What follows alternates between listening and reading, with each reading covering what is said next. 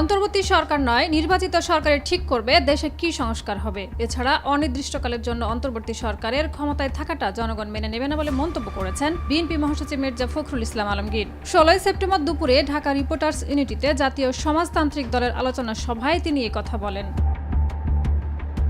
মির্জা ফখরুল বলেন, অনির্দিষ্টকালের জন্য অন্তর্বর্তী সরকারকে মেনে নেবে না জনগণ। নির্বাচিত সরকারই ঠিক করবে কি সংস্কার হবে, পার্লামেন্টই সিদ্ধান্ত হবে সংবিধান পরিবর্তন হবে কিনা। এ সময় প্রশাসন থেকে ফ্যাসিস্টদের সমর্থক, দোসর ও মদত দাতাদের সরাতে অন্তর্বর্তী সরকারের প্রতি দাবি জানান বিএনপি মহাসচিব। সেই সঙ্গে তিনি আরো বলেন, বিগত বছরগুলোতে বিএনপি নেতাকর্মীদের বিরুদ্ধে হওয়া সব মিথ্যা মামলা প্রত্যাহার করতে হবে এবং শহীদদের ক্ষতিপূরণ দিতে হবে।